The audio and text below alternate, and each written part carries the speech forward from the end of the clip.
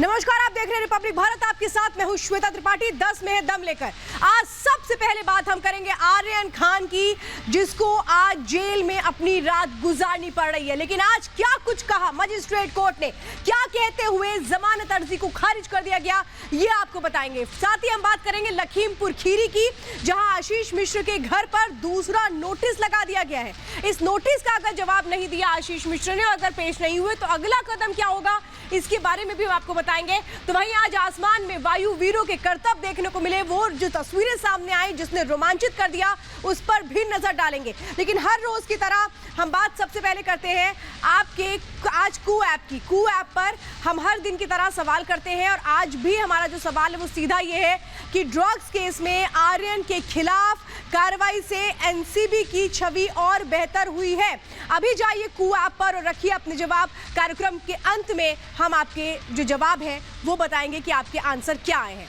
और चलिए अब बात करते हैं किंग खान शाहरुख खान के बेटे की। किंग खान शाहरुख खान की दिन का चैन, रातों की नींद उड़ चुकी है, क्योंकि बेटा जेल में पहुंच गया है। उन्हें भी शायद अंदाजा नहीं होगा कि जो जमानत की राह है वो इतनी मुश्किलों भरी होगी, जिसके लिए उन्हें 1000 जतन करने पड़ेंगे। अब देखना यह है कि जो अगला कदम होगा कल सेशंस कोर्ट में, उसमें जेल होती है या बेल। सबसे पहले देखिए रिपोर्ट।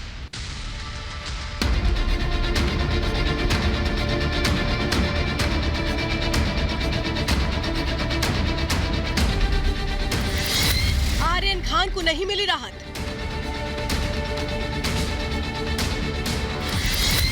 जेल में रहेगा बादशाह का बेटा। अब क्या करेंगे किंग खान? जमानत अर्जी खारिज होने के बाद जेल से बाहर निकलने की उम्मीदों पर फिलहाल पानी फिर गया है। आर्यन खान समेत पूरी की पूरी ड्रग्स गैंग को आज की रात जेल की काल कोठरी में ही बितानी होगी। हमारी तैयारी चालू है और ज़ोर से है, एंड व्हाटएवर लीगली हमारे केस के बेटरमेंट में प्रोसिक्यूशन की तरफ से कोई भी कमी नहीं छोड़ेंगे। अब सवाल उठ रहा है कि मजिस्ट्रेट कोर्ट से जमानत अर्जी खारिज होने के बाद किंग खान और उनके बेटे आर्यन खान के वकील क्या करेंगे। जमानत को लेकर के उठ रहे सवालों को जानने से पहले जान लेते हैं आखिर कोर्ट ने आर्यन खान की जमानत अर्जी को क्यों खारिज कर दिया। आर्यन खान की जमानत अर्जी खारिज। आर्यन खान की जमानत अर्जी को लेकर मुंबई की किला कोर्ट में सुबह से गहमा गहमी थी। दोपहर 12:45 पर जमानत याचिका पर सुनवाई शुरू हुई। आर्यन के वकील सतीश मानशिंदे ने दलीलें पेश करते हुए कहा, आर्यन के पास से कोई बैग नहीं मिला, किसी भी साजिश का खुलासा करने के लिए एक भी सामग्री नहीं है। मानशिंदे की दलीलों का जवाब देते हुए एएसजी अनिल सिंह ने कहा, बेशक छोटी मात्रा में ड्रग मिला हो, लेकिन आर्यन समूह का हिस्सा है। अचित का नाम आर्यन अरबाज ने लिया, उसके पास से ड्रग्स मिला। सभी का आमना सामना कराना है। पार्टी के 4 आयोजकों को भी पकड़ा गया। ये सब आपराधिक साजिश का इशारा कर रहे हैं। सभी की पूछताछ जरूरी है। पहले 3 आरोपी की बेल एप्लीकेशन की सुनवाई हो रही थी, आर्यन खान, अरबाज मर्चेंट और मुनमुन। ये 3 जन की बेल एप्लीकेशन की सुनवाई हुई थी। तीनों के बेल एप्लीकेशन यही पॉइंट पे थे कि ये मैजिस्ट्रेट कोर्ट को बेल सुनने का अधिकार है और उसके ऊपर एडजुडिकेट करने का अधिकार है।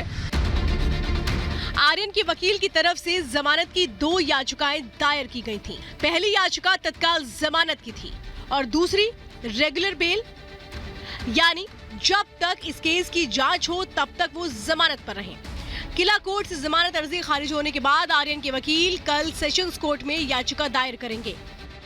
ऑनरेबल एएसजी के साइड से यही आर्गुमेंट था कि क्योंकि ये मैटर सेशंस कोर्ट के पास कमिट किया गया है, इसके लिए सिर्फ सेशंस कोर्ट के पास ये अधिकार है, इनके पास अधिकार नहीं है। तो वो आर्गुमेंट को मद्देनजर रखते हुए मैजिस्ट्रेट कोर्ट ने ये हमारा बेल एप्लीकेशन रिजेक्ट कर दी।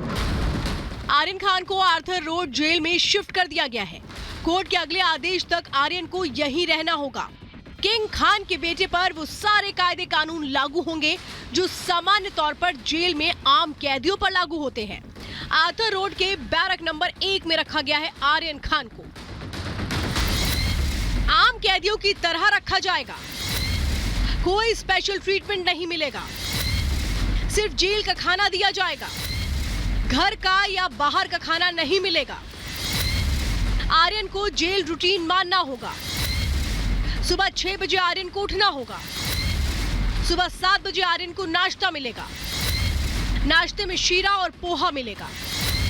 11 बजे दोपहर का खाना मिलेगा। खाने में रोटी, सब्जी, दाल, चावल मिलेगा।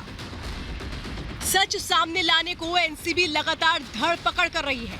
अभी तक 17 लोगों की गिरफ्तारी हो चुकी है, जिसमें वो लोग शामिल हैं जो किसी न किसी तरह क्रूज शिप केस में जुड़े हुए हैं। एनसीबी गिरफ्तार आरोपियों को आमने सामने बिठाकर पूछताछ करना चाहती है, ताकि इस केस की बड़ी मछलियों तक पहुंचा जा सके। Bureau report, Republic Bharat. Drugs के समंदर में गोते खा रहे आर्यन खान ने भी कभी यह नहीं सोचा होगा कि जिस क्रूज पार्टी में वो एंजॉय करने के लिए गए थे, समंदर के बीच में पार्टी करने के लिए गए थे, वहां से सीधा सफर कहां तय होगा? जेल तय होगा, और वहां से बेल मिलना इतनी मुश्किलों भरा हो जाएगा, ये शायद नहीं पता होगा आर्यन खान को भी। लेकिन क्या है इनसाइड स्टोरी, किसने एनसीबी को बताया था? ये तमाम बातें हैं जो खुल करके सामने आ चुकी हैं। इस पर देखिए अगली रिपोर्ट। मुंबई में इन दिनों मौत की अजीब सी कश हवा में छल्ले बना रही है। अजीब इसलिए, पहले नसों में उतरकर इंसान को अपनी गिरफ्त में लेती है और फिर उसे पूरी तरह से तबाह कर देती है। इन दिनों मुंबई में इसका नशा सिर चढ़कर बोल रहा है, जिसके नतीजे के तौर पर सामने आया एनसीबी ऑपरेशन समंदर और आर्यन खान की गिरफ्तारी।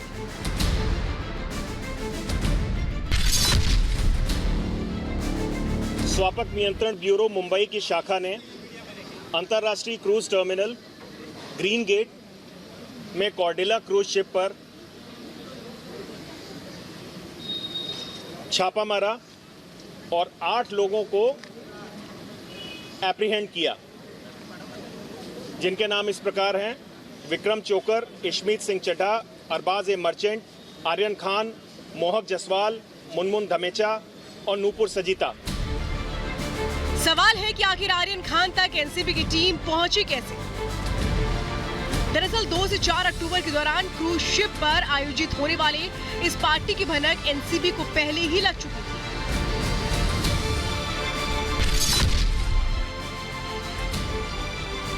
भनक लगते ही एनसीबी के जोनल डायरेक्टर समीर वानखेड़े ने पूरा मोर्चा संभाल लिया, लेकिन एनसीबी के सामने चुनौती थी। चुनौती नंबर 1, क्रूज शिप तक कैसे पहुंचा जाए। चुनौती नंबर 2, अपनी पहचान छिपाकर शिप में दाखिल होना, क्योंकि एनसीबी की मौजूदगी की खबर मिलते ही सभी लोग चौकन्ने हो जाते। चुनौती नंबर 3, शिप में सवार लोगों की तलाश कैसे की जाए। क्रूज शिप के ऑनलाइन सभी टिकट बुक हो चुके थे, कुछ सीटें खाली थी। क्रूज पर मौजूद किसी को शक न हो, इसके लिए एनसीबी की टीम ने अलग अलग ग्रुप में टिकटों की बुकिंग कराई।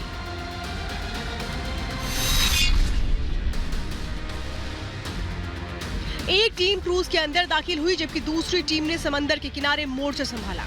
जैसे ही ये क्रूज शिप सफर के लिए मुंबई से निकला, कुछ ही देर बाद एनसीबी की कार्रवाई शुरू हो गई। क्रूज में करीब 1000 लोग सवार थे, लेकिन जल्द ही एनसीबी की टीम उन लोगों तक पहुंच गई जो खास तौर पर इस ड्रग्स पार्टी में शामिल होने के लिए दाखिल हुए थे।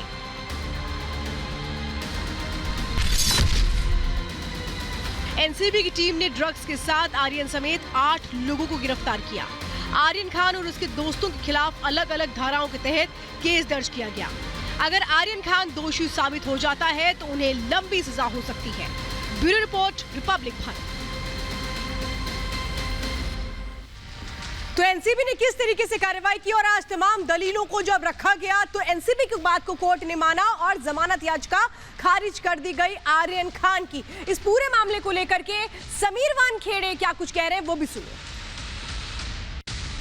हमारी तैयारी चालू है और ज़ोर से है एंड व्हाटएवर लीगली हमारे केस के बेटरमेंट में प्रोसिक्यूशन की तरफ से कोई भी कमी नहीं छोड़ेंगे। सर हमने एक साल में पिछले साल में देखा कि किस तरीके से नारकोटिक कंट्रोल ब्यूरो की जो टीम है वो महाराष्ट्र हो या फिर गोवा हो, फिर चाहे बॉलीवुड से जुड़े हो या फिर पॉलिटिशियन से जुड़े हो, लेकिन कहीं ना कहीं अब सवाल जो है वो एनसीबी पर भी उठ रहा है, क्योंकि हमने देखा कि खुद एनसीबी के कुछ जो लीडर है वो एक सवाल एनसीबी के कार्रवाई पर उठा रहा है। हम लोग जो उनके सवाल है उसके ऊपर ऑलरेडी हम लोग ने एक प्रेस रिलीज जारी किया है, बट इन एनी केस कोई ग्रीवियंस है या कोई प्रश्न उनके मन में होता है वो कोर्ट में माननीय न्यायालय के सामने हम लोग प्रस्तुत करेंगे। और इस वक्त की बड़ी खबर आ रही है जम्मू कश्मीर से, जहां यह बताया जा रहा है कि जम्मू कश्मीर के नाटीपोरा में एनकाउंटर में एक आतंकी को ढेर किया गया है। जिस तरीके से हम देख रहे थे कि आतंकी दहशत फैलाने की कोशिश कर रहे थे, उसके बाद कैसे जवाब दिया गया है। बड़ी खबर इस वक्त श्रीनगर से, जहां के नाटीपोरा में एनकाउंटर हुआ है। सुरक्षा बलों ने एक आतंकी को ढेर किया है। आतंकियों में मुठभेड़ अभी भी जारी है, आतंकियों से मुठभेड़ जारी है। जो जानकारी इस वक्त मिल रही है, आपको याद होगा कल किस तरीके से एक स्कूल में एक प्रिंसिपल और एक टीचर को कैसे मौत के घाट उतार दिया गया था आतंकियों की ओर से। और पिछले दिनों से हम देख रहे हैं घाटी में जिस तरीके से एक दहशत का माहौल बनाने की कोशिश की जा रही है आतंकियों की ओर से, उसी को मुंह तोड़ जवाब दिया गया है। एनकाउंटर में एक आतंकी को ढेर किया है सुरक्षा बलों ने।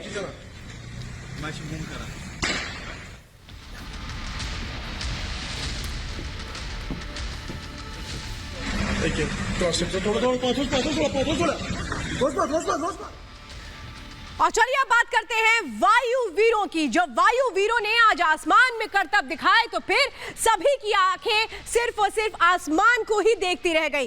वो शानदार करतब थे, चाहे हम राफेल की बात करें, MiG-29 की बात करें, MiG-27 की बात करें, अपाचे की बात करें। जब आसमान में गर्जना हुई इन सभी विमानों की, तो फिर उस वक्त जो भी लोग मौजूद थे, एक तरह से कहें कि उनके लिए वो पल रोमांच से भर देने वाला था। वायुसेना का आज 89वां स्थापना दिवस था और इस मौके पर जो तस्वीरें सामने आई, इसी से जुड़ी अगली रिपोर्ट देखिए।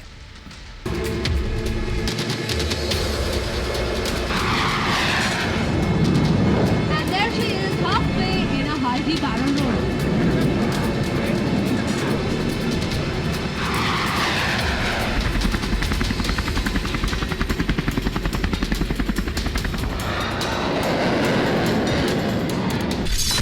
आसमान में गरजे भारतीय लड़ाकू विमान।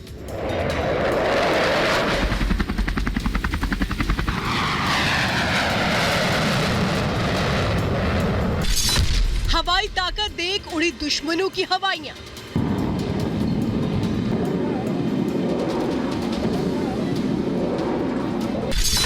वायु वीरों की दहाड़, चीन पाकिस्तान परेशान।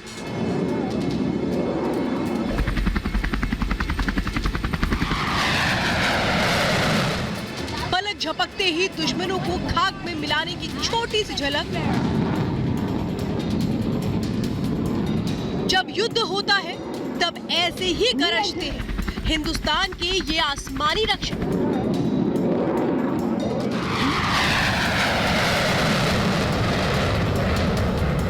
लाइन ऑफ एक्चुअल कंट्रोल पर बढ़ रही चीनी चालबाजियों के बीच हिंदुस्तान के इन आसमानी ताकतों की गर्जना संदेश है हमारे वायुवीर चीन की हर चालबाजी का मुंहतोड़ जवाब देने के लिए पूरी तरह से तैयार हैं। We also have along with Tiger Moth the Harvard aircraft. When I look at the security scenario that we face today, I am acutely conscious that I have assumed command at a crucial time. We must demonstrate to the nation that external forces will not be allowed to violate our territory. भारतीय वायुसेना की 89वीं वर्षगांठ पर Rafale, Sukhoi, MiG-29, MiG-27, Apache, Chinook और तेजस की उड़ान को देखकर हर हिंदुस्तानी का सीना गर्व से चौड़ा हो गया। देखो देश की ताकत। वायुसेना दिवस की परेड में पहली बार लड़ाकू विमान राफेल शामिल हुए। There she is, halfway in a Hardy barrel roll. आधुनिक हथियारों से लैस राफेल लड़ाकू विमान में एडवांस टेक्नोलॉजी का इस्तेमाल किया गया है। राफेल की उड़ान ने बीजिंग और इस्लामाबाद में बैठे दुश्मन देशों के हुक्मरानों को बेचैन कर दिया। राफेल के अलावा तेजस, जगुआर, MiG-29 और मिराज जैसे लड़ाकू विमानों की गर्जना ने पूरा माहौल बदल दिया। भारतीय वायुसेना दुनिया की चौथी सबसे बड़ी वायुसेना है। इंडियन एयरफोर्स में करीब 1,40,000 कर्मचारी काम करते हैं और इनके पास 1820 एक्टिव एयरक्राफ्ट हैं। भारतीय वायुसेना की 89वीं वर्षगांठ के मौके पर 1971 के युद्ध में हुए भारत पाकिस्तान युद्ध की विजय गाथा को याद किया गया। यहाँ आपको बता दें कि भारत पाकिस्तान युद्ध के 50 साल पूरे होने पर भारतीय वायुसेना इस बार विजय वर्ष के तौर पर मना रही है। Bureau report, Republic Bharat.